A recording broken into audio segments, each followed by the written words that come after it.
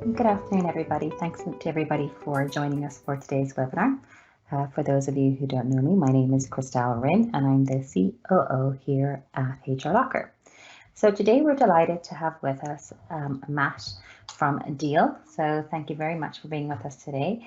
And one of the things that, the reason why we reached out to Deal, they're a partner of ours, but the reason why we reached out to them was we have a lot of customers who are looking into hiring in other jurisdictions, and it can be a little bit of an unknown. It can be a little bit of a scary task to undergo. So we thought we'd reach out to the experts, and Matt hopefully will give you all the answers that you're looking for.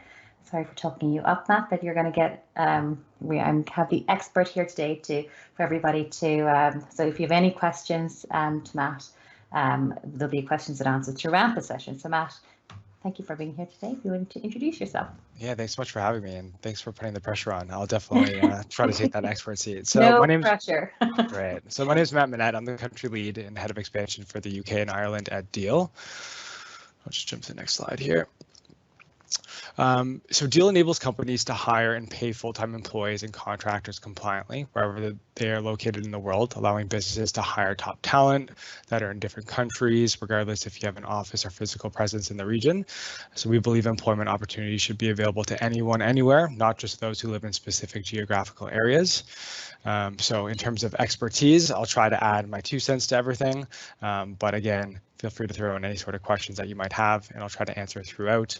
And I'll let Crystal kind of throw them at me whenever we kind of pause or stop, and then we can answer any sort of nuanced or deeper dive questions towards the end as well. That's super, Matt. And yeah, just for anybody, guys, the questions and answers should be at the top of the screen, and we have Jenny with us today. So anytime you have any questions, just pop them into the questions and answers. So over to you, Matt. Right. So a little bit more on Deal that kind of makes us experts in this field is that we really eat our own dog food. So we currently have a team of over 400 people spread over 50 countries with no official office or headquarters. In terms of growth, just to give you some context, I've been with Deal for just over 3 months. And when I was interviewing, I believe I was supposed to be employee 147 or 150. We now have over 450 dealers, that's what we like to call them, across the world, which is very exciting. But I won't talk too much about Deal right now. We'll kind of get into the fun stuff and the agenda. So in terms of what we'll be covering today, it's a loose agenda of themes throughout the webinar.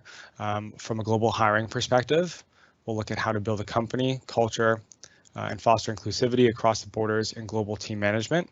I'm sure questions, again, will come up, so feel free to throw them into the chat, and Crystal will list them out for me. Let's kick things off by talking about remote and global hiring. So as we all know, talent is a hard thing to come by these days. It's everywhere, but it's really high in demand and due to challenges put in place by COVID, Brexit, and skilled worker shortages in specific regions, it can be difficult to find. So a lot of companies are now looking outside of the regional or even country bubbles to find talent, but often don't know where to look, ourselves included at times. The right talent is anywhere and everywhere, but there are hotbeds depending on the type of talent you're looking for. So for example, it can be far more cost effective and easier to hire a software developer or engineer in Eastern Europe, the Nordics or Baltics, than it is to hire tech hotbeds like the UK and large European countries. Quality talent doesn't always have a geography attached to it, which I think is a bias that we sometimes build up, which is important to bear in mind. So we see great candidates apply to Deal from places like Africa, India, Morocco for all roles, both tech focused and customer centric as well. And onboarding talent from these regions has allowed us to bring a high level of diversity onto our team, which enriches the business in so many different ways. So new points of view, country and local experience about challenges in their specific markets that can be solved by adjusting an approach, or even just educating the team on life in the regions, bring a whole new dynamic to the workplace. I was actually lucky enough to travel to Tel Aviv 2 weeks ago to meet some of my colleagues for the first time in person, which was very exciting. Haven't met our colleague in person for over 2 years now, so it was great. And we had team members from South Africa, Colombia, Paris, Morocco, and I believe Estonia meet. And the conversations we had were amazing, and I think we all had new outlooks on how to approach both work and life as a result of it. If Deal didn't enable ourselves to hire talent across the world, we wouldn't be privy to have those sorts of conversations and to have a different point of view on diversity as well. In retrospect, though, we could also have those conversations remotely as well. So it's important to choose a model that works best for you when hiring someone in a different country and region. Being mindful that these new hires will potentially be working independently 99% of the time, unless you have a huge travel budget for them to visit often. Make sure the role can be done independently. They have experience, obviously, working from a remote landscape or on a remote team, and have all the tools they need in order to be successful in the role. So it may not be an ideal setup for junior hires or specific job scopes, but it can be with the right tools in place, which we'll get into later on. I'll give you some recommendations of how Deal tackles it, especially how we're scaling so fast. And again, we've never found it's not a perfect mix of everything.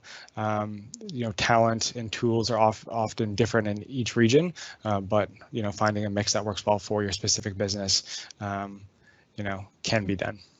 And I'm kind of glad you touched on that choose a model that works for you, Matt, because I think the key is that not every company is all of a sudden going to go 100% remote and global, but with talent shortages at the moment and difficulty hiring people, it is an option for people to hire a few candidates, even in office or specific jobs, globally. Absolutely, yeah. I mean, I think there's kind of the three main models that we typically see, right? It's the in-office, which is we'll say a little old school due to the fact that COVID and the pandemic had such a massive kind of impact on how we work and where we choose to work, or where we can even opt to work. And then there's the hybrid model, which seems to be coming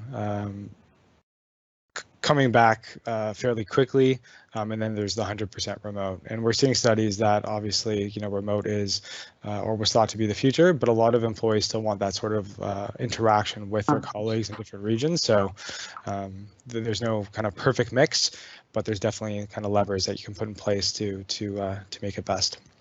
Yeah, and I think just find the model that works for you. Absolutely.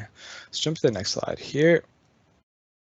So in terms of three ways to hire global talent once you actually find it, there's three kind of main components that we typically see. The first is probably the most traditional, and I think probably everyone on this call is familiar with it. It's opening a subsidiary and local presence in the region. So this can be extremely costly. It can take quite a bit of time, can require a lot of additional resources like tax and local legal guidance.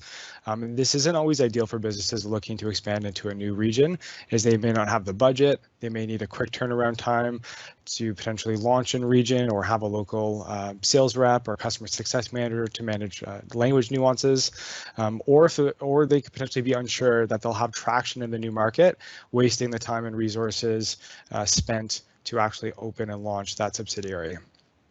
The second one that we're seeing very, very often across the board, a deal, and I'm sure you're probably seeing it quite a bit, is either people are requesting to be hired as a contractor, or you're looking at hiring a contractor in a new region and having them work on a fixed term, pay-as-you-go or milestone sort of arrangement. So this is great if you're looking at getting an idea of how a market works as a test. We often help businesses hire and pay contractors across the world using locally compliant contracts, reducing any risk you may see. So we'll get into what you should watch out for when hiring a contractor in some of the later slides, but it can be fairly nuanced. It could be a little bit stressful. So there's companies like ourselves and other partners out there and legal professionals that you should probably talk to. But again, we'll dive into that.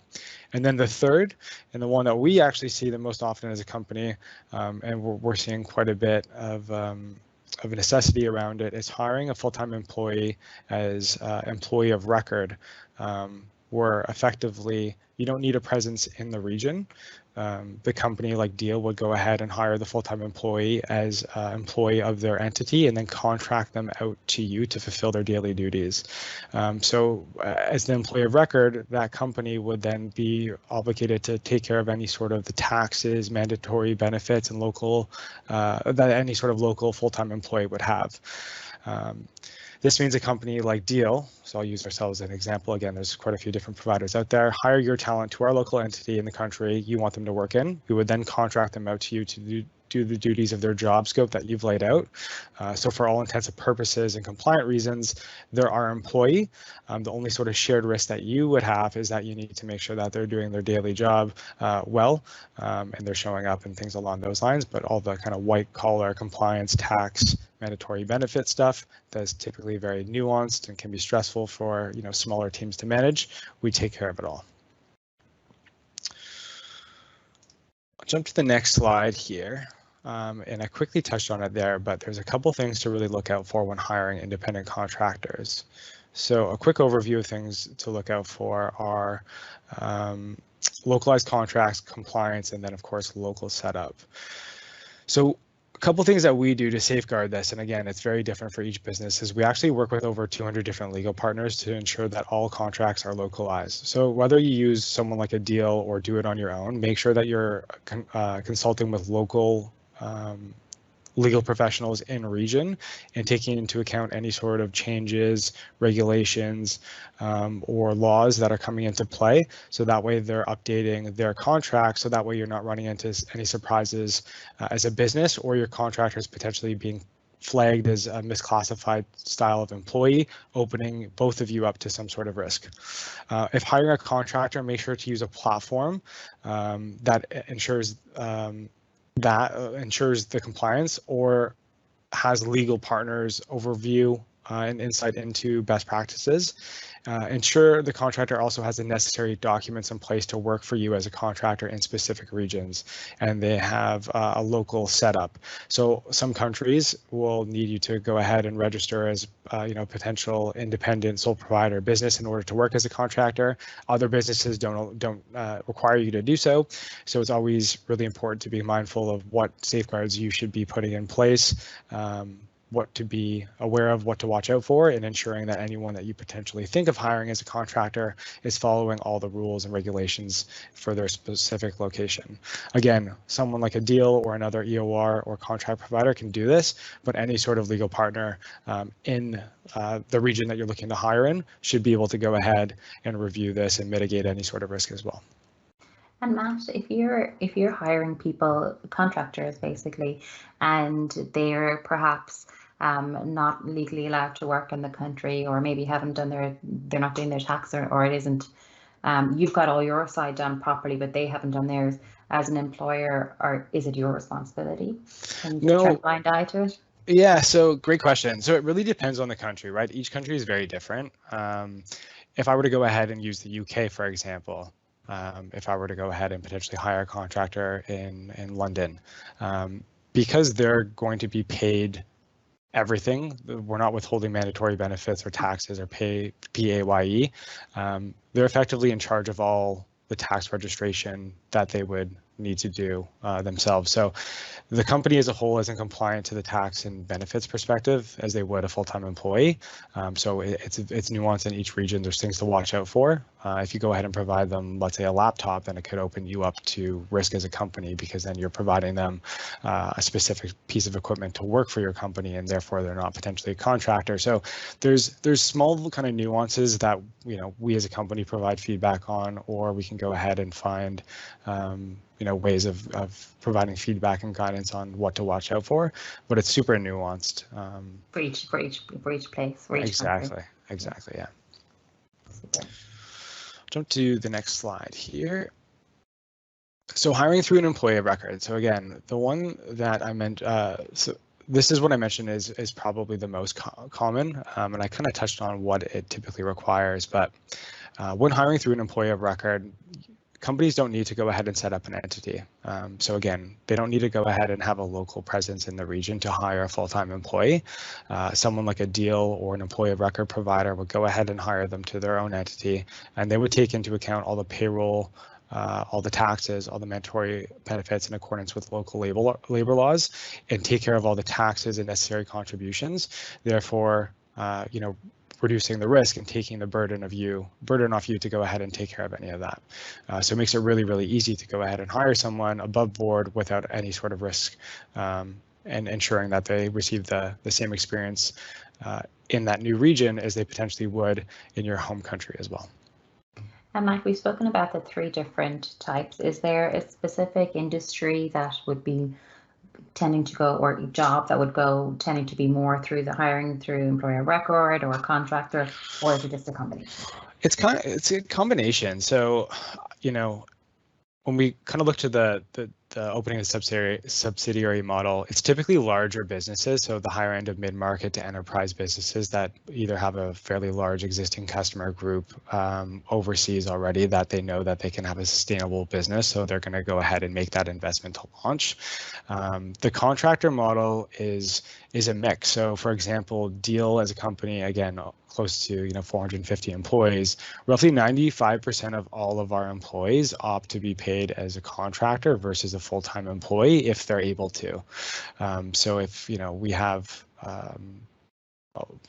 have a local presence in the UK, but all of our UK nationals are typically opting for the contractor route because there's obviously tax benefits to them. I'm not able to. I'm not sure if you can tell by the way I say about, but I'm from Canada, so I require a visa to go ahead and live and reside in the UK, so I'm a full-time employee. But it's a mix. So I'd say more often than not, if someone is educated on the benefits of being a contractor, they're probably going to opt for it. But for larger businesses that want to ensure that they're 100% above board, mitigating and lowering any sort of risk associated with hiring a full-time employee, specifically dependent on the type of job scope, the seniority level, if they're, again, giving things like laptops or equipment, then they may opt to go the full-time employee route. So that way they're basically washing their hands of it, and they're not worried about anything to come back and kind of sneak up on them in the future. But again, it's nuanced. It's different for every specific hire, but companies like Deal or other EOR providers or even legal professionals can make recommendations on the best fit for that individual. So that way, any company using this sort of model can sleep without stress. And I think that's the key, isn't it? That even for ourselves, we have people, some through employer record, we have others who are contractors, and it's just depending on what suits the individual and what suits us, best. And it doesn't have to be one or the other. It can be exactly. And it's crazy too. Like specific countries, we'll use Italy for an example. It's really difficult to hire employees and fire employees there without some serious cause. So, for example, for every 15 employees that you potentially hire in Italy, that 15th hire may need to fit a specific demographic or have specific job scope or requirements, making it very difficult for companies in Italy to potentially scale without setting up a subsidiary. So again, very different in each country, but it's something that we can always look into for everyone. Let's jump to the next slide here. So the last few slides I just covered typically spark up quite a few questions. So again, feel free to shoot them into the chat and we'll cover them at the end. But obviously when hiring remote, there's a couple things to really look out for. So obviously building and continuing to build a strong company culture is critical. So we'll dive into that for a bit as well. So employee experience is critical whether hiring remote or in office, as I'm sure we can all attest to. Some things that we've seen work well for us are a few areas are kind of listed here. So it starts with a meaningful job description. So what we mean with that is rather than list a standard role with expectations, time off benefits, and perks, we tend to outline our company's mission and what the role you're filling typically means to it. So that way, it's always on brand. It resonates with the company culture. It's digestible for that applicant to understand what it is that they'll do on a daily basis and what the role entails, but also so that everyone is aware of what they actually mean to the organization as a whole, and knowing what they're going to bring forward. So, for example, right now I'm deep in the trenches hiring for SDRs to support our growth in the UK and Ireland. And when I ask them what sparked their interest about Deal, if it's not the mission we are on or the mission that I typically listed in the job description, which is pretty much centered around democratizing opportunity for everyone, I typically find that to be a red flag. Obviously, we were kind of hot off the heels of a fairly large Series D raise, and one thing that jumps out at me is I was on one, last week, where the reason they applied was due to the Series D that we just raised, and they thought our stock could potentially be a benefit in the future, which is obviously a motivator. But we all often want to go ahead and hire someone that has their vision at the kind of heart of everything they do. So if you list that and everything and remind your colleagues and employees or reports what it is that you're doing and what you're trying to achieve, then you can't really kind of drift off course too far.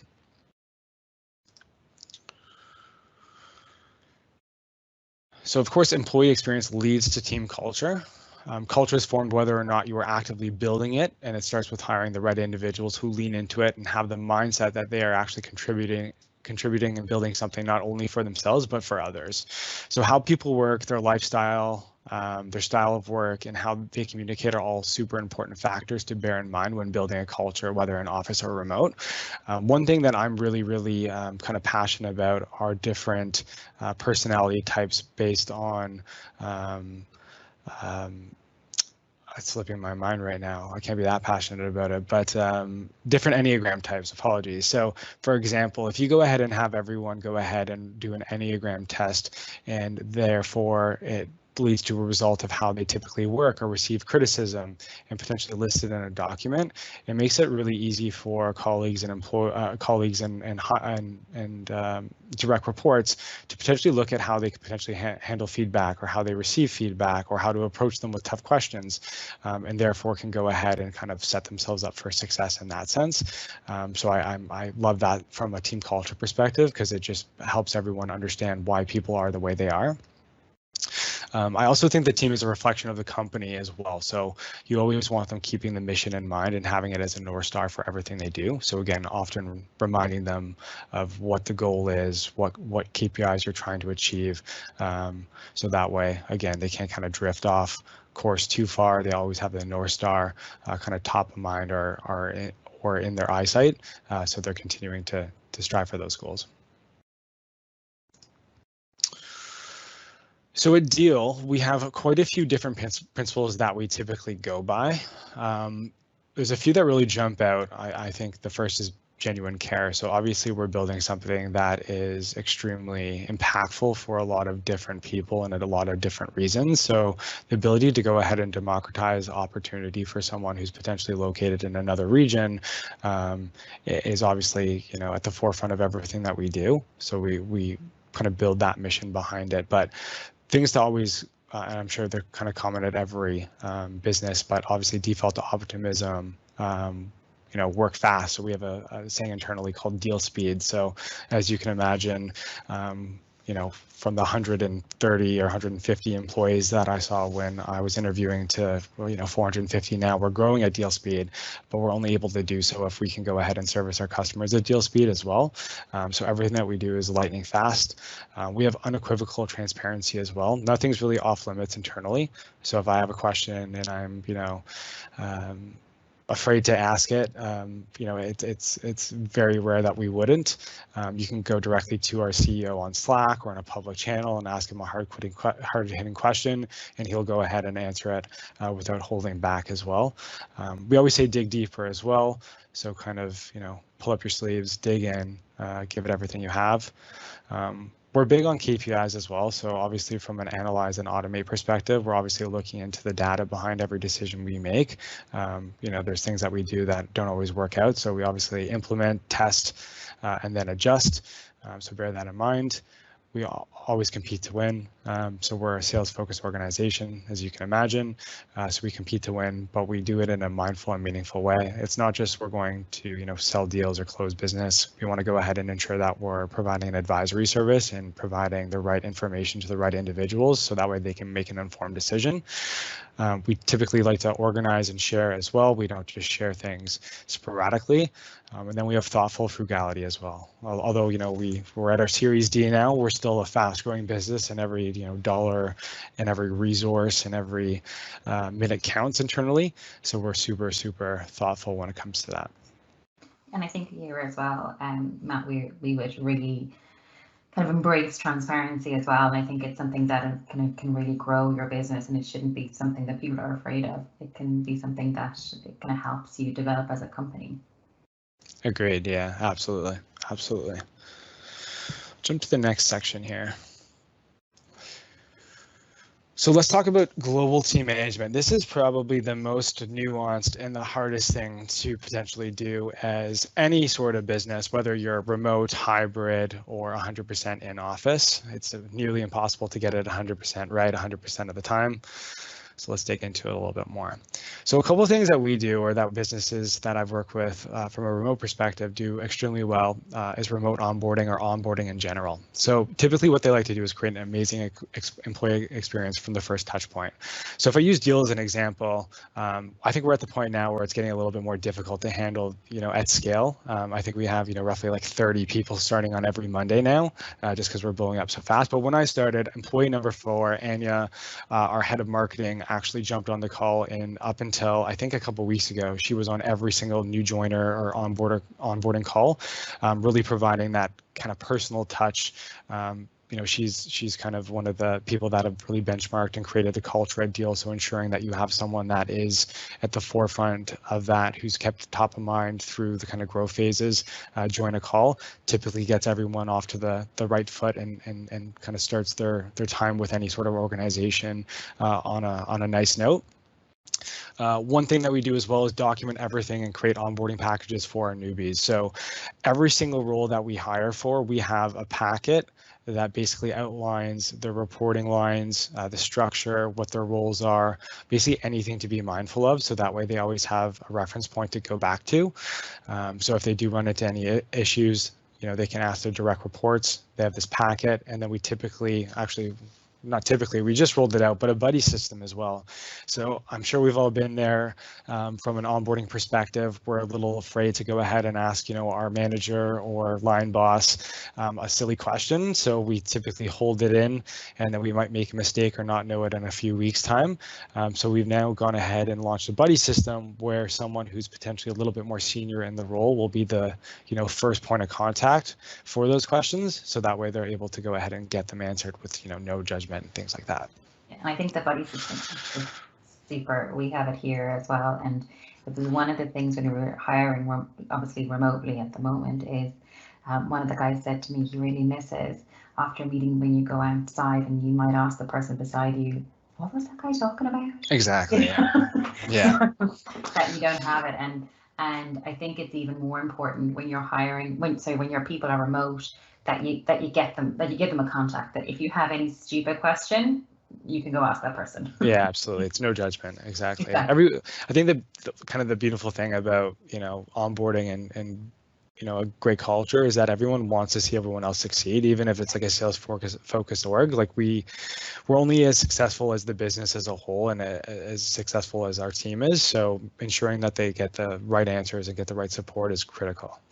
And that kind of leads to the trust aspect as well, right? You want to trust your employees and your team to go ahead and make the right decisions, whether it be in the day-to-day role, but also from an onboarding perspective. So, you might have, or, I'm sure we've all had, managers that are potentially helicopter kind of managers and looking over your shoulder from an onboarding perspective. But one thing that we typically do is really trust our hires and trust the hires that the hires will do the right things in the early days, whether it be, videos or the pamphlets or booklets that we send to them. We trust that they're going to go ahead and come prepared.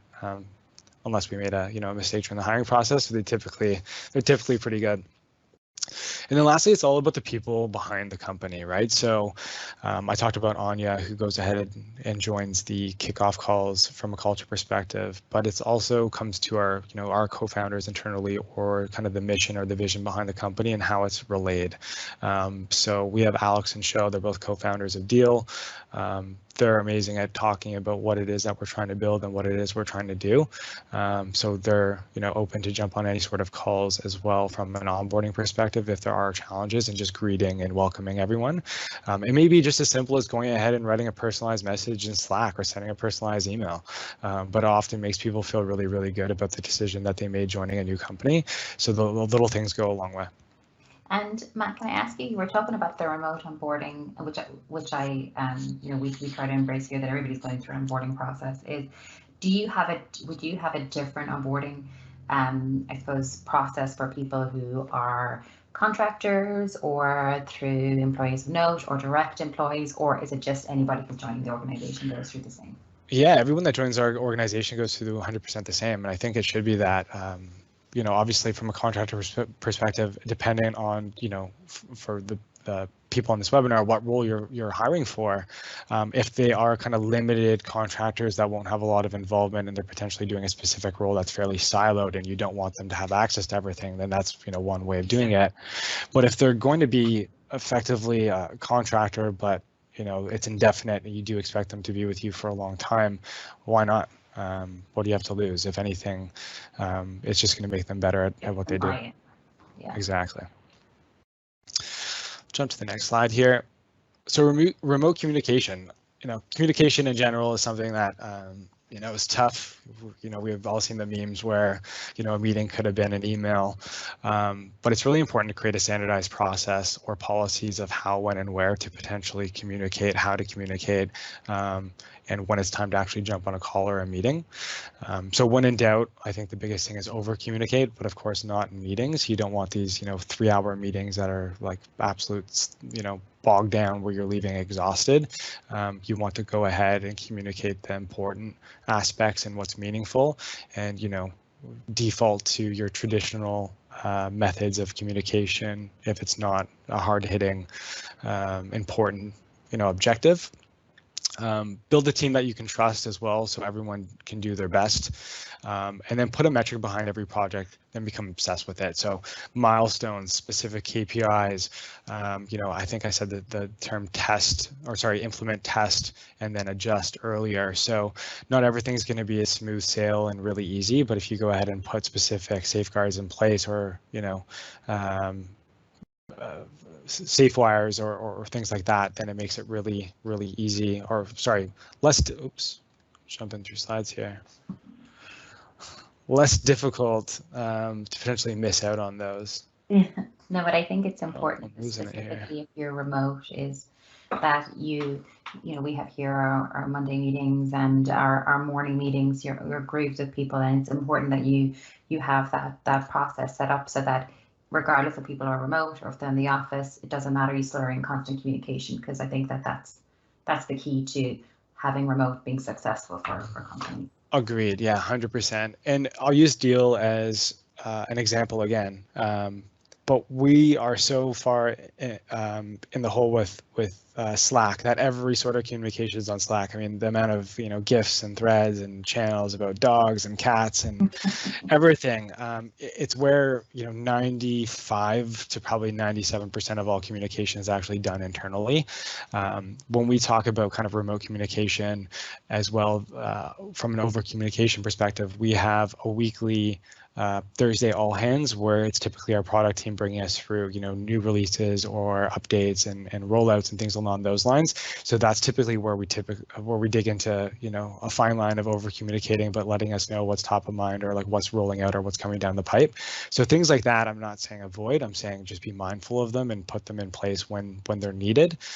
We often see if there's not a whole lot of updates on a specific product, that we'll go ahead and cancel that meeting, just so that way we can continue focusing on what's top of mind and not bog things down or make them uneventful. And I think that's key as well. We've done that here in regards to what's the purpose of the meeting. Like, don't just have one and we've just, if you always have a Friday afternoon meeting and it's just been always done, maybe you should kind of retrospectively look back and say, well, what was the purpose of this meeting? Should we be having this anymore? Don't be afraid to cancel those big meetings. Yeah. Absolutely, yeah. And one thing about this too, I touched on it, I couldn't think of the name earlier, so I couldn't be that passionate about it, but the Enneagram type. So Enneagram types are basically different ways of looking at how people respond or how they like to work. So for example, a type, I think a type 3 is someone that potentially internalizes communication, and then it takes them a little bit of time to go ahead and digest and then potentially have a response to it. A type 7 will quickly go ahead and internalize it, and they'll spit out like, okay, let's go.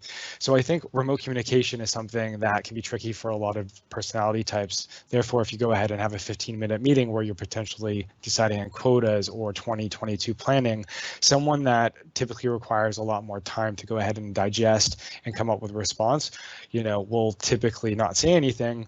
The type 7 will say yes, depending on your personality type. You might think that a path forward's agreed to. 2 days from now, the type 3 will come back and say, well, I don't agree with that. let's have this conversation. So again, it's just another safeguard that you can put in place. And if you're understanding of different personality types and how they digest those communications, whether remote or in person, it just makes life a lot easier in general. And I think it gives a great language for people to have internally as well. Because I know myself, I'm kind of more of a type 7, and I'm like, yeah, great, I think everybody's got it, and let's move on. Whereas you kind of have to think of, okay, well, maybe Matt didn't talk of that because he's kind of looking at the data and he's going to spend a day going through it and then come back to me. So you have to take those, you just have to be aware of it and make it an internal language, I think. Absolutely. So tools. So I touched a little bit on the tools that we use specifically around Slack. From our onboarding packets, we use Notion. So I want to say that our enablement team, Lizzie Brockman, if you ever watch this, shout out to you, because she is a power user of Notion. Everything that we do, every sort of document, whether it be from a policy perspective of how to go ahead and hire a contractor in a specific region, what laws and rules to look out for, is all in Notion. So there's someone behind that that's updating it. So we constantly go ahead and put together booklets for onboarding, booklets for specific roles, updates on roles, all those sorts of things. So Notion's great. It's super easy to use. It's not resource exhaustive. Deal members or deal users actually get a discount as well, so it's great across the board. We use Jira for engineering, content copywriting, and design queues. So if you're not familiar with Jira, it's basically a ticket-based system. So if I have a specific engineering request, or I see a bug, or if I need a content copywriter to write my LinkedIn post, because I'm not an author by any means, I can go ahead and flag it or take it in a queue, and then they'll go ahead and potentially create something for me. For the record, I don't use anyone to write my LinkedIn post. But, if anyone's going to offer. So it's all ghosting. It's okay. Yeah, exactly. We use Metabase and Looker as well for KPI tracking. So, we use Salesforce internally from a CRM perspective, but we also have it integrated into Metabase and Looker for any sorts of reports, KPIs, revenue-based tracking and targets. So both, fairly easy to use and great tools. And then Slack's a really big one.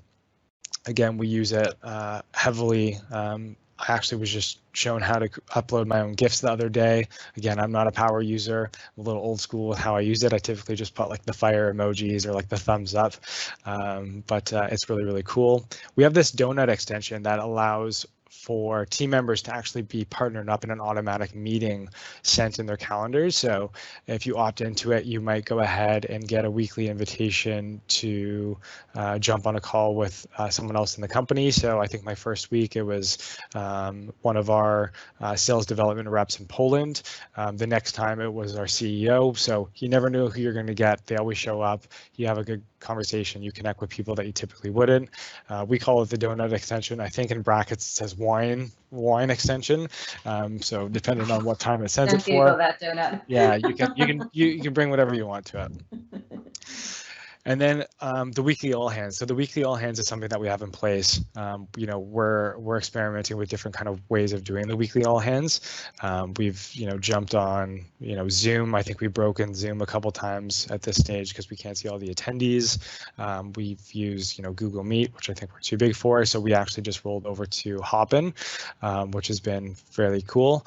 But in terms of what we typically do to make the culture fun is we have someone on our alliance team make a couple really bad dad jokes to kick things off and kind of, break the ice, and then we get into it. So. And Matt, what about, so that weekly all hands what about people on different time zones? Do you just find a time that suits everybody, or? So we did. So before we had one time zone that we would try to go ahead and accommodate every time zone. That being said, now with 450 employees and some pretty significant growth in APAC and Hong Kong and things along those lines, we now break them down into 2 sessions. If we only do 1 session, then we do record it and we go ahead and post it in a public Slack channel, so that way everyone can watch it.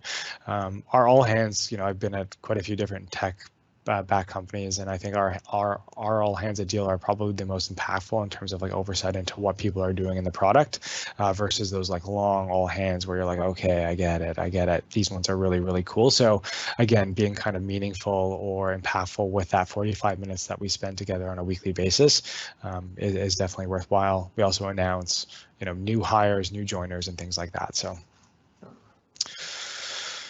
jump to the next slide here. So employee engagement. So there's a few things that we do really, really well at Deal, and I think a lot of companies that are meaningful with their employee engagement tactics and strategies do as well. So the first is the culture and value. So again, repeating it is or kind of the North Star on a regular basis, so that way everyone's mindful of it and they're kind of keeping it behind their top of mind and kind of at the forefront of everything they do. It's empower connections as well. So go ahead and allow for people to go ahead and connect with other people within the business, whether using that donut app or just having an open door policy.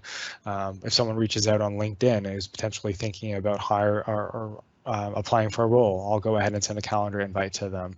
Or if they're in another role or in another team, be mindful of they may want to go ahead and collaborate cross-functionally. So allow them to go ahead and connect.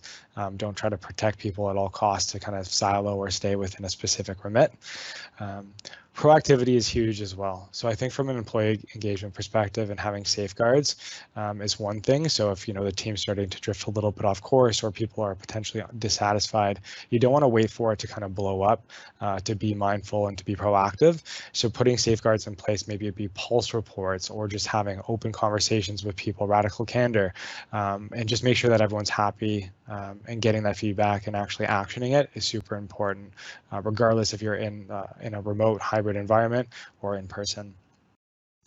Another big one, all these startups, including Deal, have all these kind of fun perks and fun elements as well. Those aren't necessarily always needed, right? Just having some team time, having a time to collaborate and jump on a call, whether it be that donut time or having like a board game night online or some sort of bingo or something like that can be super fun as well. We try to do a lot of things like that to keep everyone engaged and just have a laugh. And then we're also trying to bridge the physical distance with physical office space as well. So this is something, again, that we're kind of trying in the UK, in London specifically. So again, we are, 100% remote company, but we do have roughly 45, 50 employees within kind of the London central area right now. So we are currently using WeWork All Access Pass to go ahead and access offices on a regular basis if people do choose to kind of meet up or get together. It may not be applicable for all roles. Obviously, it's a cost to the business. So what we do try to ensure is that anyone that does go into WeWork or opts for the company to get them a WeWork pass, that they go in a minimum of 10 days a month. So just putting those safeguards in place so that way you're not just burning a load of money and not having people actually use the benefit is something that you can trial out as well. To be honest, I typically go in, on Thursdays if, we're going for a pint or something after work to kind of bridge that physical distance. I mean, can you blame me? But it's always fun to obviously meet up with people in person as well. Yeah, I think that as well. I wonder in the next kind of 12 to 18 months, who knows where we're going is, once kind of that remote aspect is kind of lifted somewhat, the necessity of remote working is lifted somewhat. Will we see people start, not that you're not remote anymore, but like that you might have a group of people meeting in the WeWork and at least kind of meeting up that kind of way. Absolutely, yeah. Yeah, I was on a panel this morning, and one of the panelists said that he has a team of, I think, roughly 40, and since day one, they've offered the WeWork pass to everyone, and only 2 people out of the 40 have used it, and they're all fairly central based. So a lot of people just don't see the value in going ahead and meeting in person, and that's fine. Every business is different. I'm sure, we're all far more impactful in our day-to-day with, 2 monitors spread out versus just having a little laptop and a WeWork. So I think that kind of speaks for itself. And then the remote fun aspect. So again, being remote or being hybrid doesn't mean that all the fun is sucked away from the day-to-day. We still have a lot of fun at Deal, even though, again, we are 100% remote focused. So I'm surprised I haven't had any interruptions during this call. I have a hairless cat named Eugene. He's a Sphinx. He wasn't my choice, I'll be honest with you. We've been waiting for him. Yeah, he's sleeping right here. So usually he jumps up on my shoulder and might attack me every now and then. And we just got a puppy. So sometimes we have furry friends kind of crash meetings, or we post pictures on Slack. We have kids bombard or jump on, mom or dad's laps during, serious conversations, or all hands and stuff like that. So everyone's welcome to join in, make it fun. It's difficult working remote, it's difficult working hybrid, it's difficult working from anywhere. So, just have fun with it and roll with any sort of curveballs that are thrown your way. Again, our weekly team game time can get really heated. So I kind of mentioned us having, board game nights and bingo and things like that. They're super fun. Originally, when we kind of shifted away from offices in my previous role, we started to kind of implement things like this, and I didn't see a lot of value in it in the early days, to be honest. But I think it's definitely how you go ahead and roll it out, and what you do, and the kind of fun that you can have. So I think I've done well. And having, a good turnout and making it, a fun culture thing and not a work thing, it goes a long way. And again, we're kind of getting back to travel restrictions being eased. So quarterly offsites, we finally get to meet people face to face and actually build those deeper relationships. So again, I mentioned being able to go to Tel Aviv a couple of weeks ago after being turned away the first time. So again, everything's not perfect. But again, really nice to get to see everyone. I got told I was taller than what people anticipated, and I said the same to a lot of people. So it's fun to kind of play that game as well. But it's great to have the option. I definitely think so. I think it's great just to, a lot of the things, just to, I suppose the expectation is different of people that you see. I mean, you may talk to 10 times a day, and then when you meet them in person, they're completely different, Absolutely, yeah, absolutely. Our CEO, Alex, so, I've spoken to him quite a few times during the interview process and, on meetings and things like that. And then he was in London, and I was like, oh, wow, you're much taller than I thought. So it's, it's definitely dependent on the angle that they put their laptop stream and all that sort of stuff. So it makes a big difference. Absolutely. But that's all from me. So I guess we'll go over to any sort of questions. Yeah. So that's it. So we actually have a couple of questions here, Matt. So the first one I have here is, I like the list of principles you have at Deal. How do you measure people to see if they're living or working by them? Yeah, great question. I think some of the principles that we have are tough to track from a KPI perspective, right? We can go ahead and track if people are being frugal and, not using resources, mindfully, but we can go ahead and obviously track what it is that they're doing on a daily basis through like channels like Slack, or what they do in their day-to-day, or connecting with other leaders on how someone went about solving a problem, or how many touch points that they had, or just asking them, how did you solve this problem, right? They'll typically be pretty transparent because they won't know that they're potentially burning, a candle at two ends. So I think it's mixed. At Deal, we have a no asshole rule as well. I'm not sure if I'm allowed to share, but to swear on this, but, I think just, when you go through the hiring process, I think one of the cool safe measures that a lot of kind of leaders put in place is if they're in a grocery store doing their weekly shop, on a Sunday afternoon or Sunday evening, and it's late, and they typically don't want to talk to anyone with their, AirPods on and hood up, and they're walking through the grocery store, and then they see a colleague or they see someone, would they want to go ahead and push the cart over and say hi to them, even if they weren't feeling it? If the answer is yes, then typically you'd expect your peers to go ahead and follow the kind of rules or those principles that we laid out. If not, then it's probably a quick tell that they're potentially not, or they're not good hires. But I think, we have to default to optimism and default to trust, unless there's, something that jumps out really quickly as to why they're potentially not following those principles, then we have to kind of assume that they are. Yeah. And I would agree with you. It's good to have those principles and to chat about them. And even here, we would kind of, I suppose, with our performance management, our kind of weekly and monthly reviews, we'd measure people on them. But in regards to how they do their job, it's not actually it's how they're living and breathing it, I suppose. And like that, are they not being an asshole? Yeah, exactly. We don't have any under 18s, I hope, on this. So my next question is, we struggle to ensure all new starters go through their onboarding to completion because they have to spend time with all different people at different times. How do you ensure nothing falls through the cracks during onboarding? Yeah, great question. It really depends on the role. Typically during, let's say, onboarding for someone in a sales or sales development role, there's typically tasks that they have to do. And then at the end of the day's task, there's a test that we go ahead and obviously record, and it's sent to the hiring manager. So therefore they know that they potentially read all of the assigned work, they did the test, and then there's typically an assignment, right? So it could be doing a mock call with the buddy. So the buddy goes ahead and reports back. So if you have two different touch points or two people kind of managing that onboarding experience for the rep, again, it could be, resource exhaustive at times, depending on the role or how many people, you have in the business.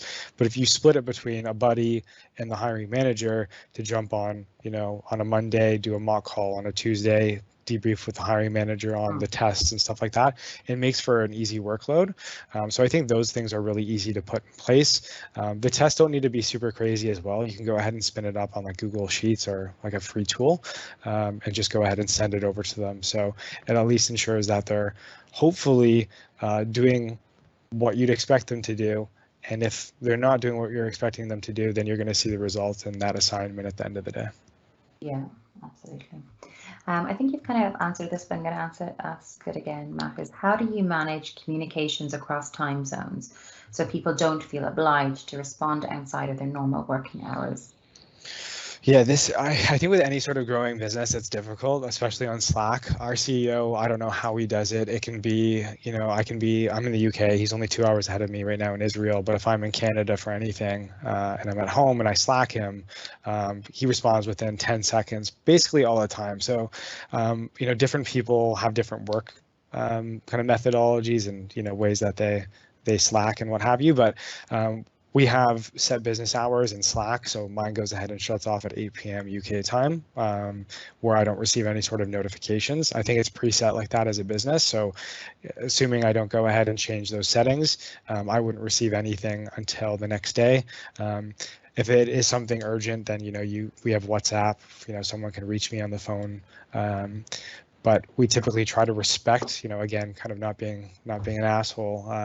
You have to respect people's boundaries and business hours and, what it is that they want to do and when they want to do it. So there's no perfect message or no perfect answer. You just have to kind of set the boundaries yourself and hope other people respect them. Yeah, I think that is key, is that you're setting the boundaries yourself, because I know myself here that between 6 and 9, I'm not contactable. I'm with the kids. If it's an emergency, obviously you can ring me or WhatsApp me or anything like that. I'll check my emails and everything after 9 o'clock, but during that time I'm trying to do school homework and runs to soccer and things like that. So it's a stressful time for me. So and I think you need to learn that with the people that you work with. And I actually think as just a kind of global setting for your company is, regardless of the time zone, you can't be expecting somebody at 12 o'clock at night to respond to your email. It just needs to be kind of an unwritten rule that you don't expect it. Absolutely, yeah. And I think in Slack it's great too. I assume, it might be foolish of me that I assume a lot of businesses are using Slack these days, but you can go ahead and put like a little emoji that says like out of office or like back tomorrow morning. Therefore, I know that no one's going to be responding within those set hours, and I can potentially find someone else that can help me. But I think the biggest thing is, with companies that have really thought about the communication and messaging internally, is that there's probably going to be some sort of group or channel where there's multiple points of contact that can support. So if you just put the question in a channel, whether someone's in office, someone will pick it up, or someone else at the company is able to assist. So I have one last question for you, Matt, is when I'm hiring abroad, is there any way to mitigate against exchange rate fluctuations? So presumably if I'm hiring somebody on like £100,000 and exchange rate goes up or down, are you protected in any way? Or yeah, great question. So it really depends on a full-time employer perspective or a contractor perspective. So full-time employer, how it typically works is, we use, for us internally, we use Wise, right? So we use I think they were called TransferWise, now they're called Wise. So very, very competitive rates. So on the day of, or 5 days before the transfer, we go ahead and do the conversion, and then it's sitting in the account, and therefore it's what they send. So it's not like day of, it's not going ahead and sitting and potentially, changing the currency or the amount that you input. We go ahead and do all the conversions on our platform using Wise if you're paying, let's say, in GBP, and then it's going to USD, euros, and so on and so forth. For contractors, we actually see this quite often for places like Venezuela or places where their currency is extremely volatile. Rather than go ahead and potentially pay them in their currency, they'll typically opt to be paid in USD and hold it in an account. So what Deal offers is a debit card where when you sign up to Deal as a contractor, you get access to a debit card. And when we go ahead and pay them through the platform, it sits on the platform. So they can choose to deduct or take off 10,000 USD in one go and convert it all into the Venezuelan peso. I think that's what it's called. Apologies if I'm incorrect. But in that case, the Venezuelan currency could be worth zero tomorrow if its fluctuation goes like crazy. So what we typically see is hold your money on Deal, take 10 USD, convert it into the local currency for a grocery shop or bill payment or whatever it is, small chunks. With that though, you can even do cryptocurrencies. You can do Bitcoin. You can do Ethereum. You can do gold and silver. Whatever the kids are into these days, they can. Hard to keep up. They can, yeah. I should know this stuff, but they can take it off in whatever they want. Okay, cool. Okay, so Matt, what's the best way for people to contact you? Well, actually, Jenny, if you want to share those slides again and maybe go through, we'll obviously share the slides with everybody anyway. One second here. If you want to click there to the next slide, Matt, I think you have your contact details. Yes, and if anybody has any, to reach out to you if anybody has any questions in regards to what Matt's gone through. Absolutely, and I think your site has a really awesome kind of stand-up website as well, where if you have any questions for Crystal, feel free to reach out, and she can go ahead and just send them over to our team, and then we'll be in touch to provide any sort of feedback and guidance. What's awesome as well, which if you want me to jump in here. If you want to go to the next slide, you can jump in there, Yeah, so any sort of HRLocker and Deal have a perk in place. So if you go ahead and use HRLocker at present, any sort of contractor that you look to onboard through Deal gets 3 months free, then 30% off for the contractors for the next 9 months. And then full-time employees get 20% off for full-time employees for the first year for specific countries. So for the specific countries, there's about 60 of them. So it's not like it's just one country and we say, too bad, too bad, so sad. It's really small there. No. And this is continuously growing as well. So how we operate is that we actually have our own entities in roughly 60 different countries across the world, and then we use either a partner or an affiliate entity in other regions. So we cover over 150 countries, but right now 60 are our own. We should be at roughly 100 by end of year, which puts us, not to say we're super far ahead, but puts us very far ahead of any sort of other EOR provider from an entity perspective, therefore making it really transparent with pricing, costs, and making it much easier for you as well. Super. Yeah. So if anybody has any info and if questions about that deal or current customers, if you want to get in contact with myself or Matt. So thank you so much, Matt. I hope everybody found that really interesting. And as always, we will send a copy of the webinar to everybody after this, as well as any information in regards to Deal and the partner that we have, the package that we have with Deal as well. So thank you so much, Matt, and we'll hopefully talk to you again soon. Yeah, thanks for having me. Bye, everyone. Take care. Bye.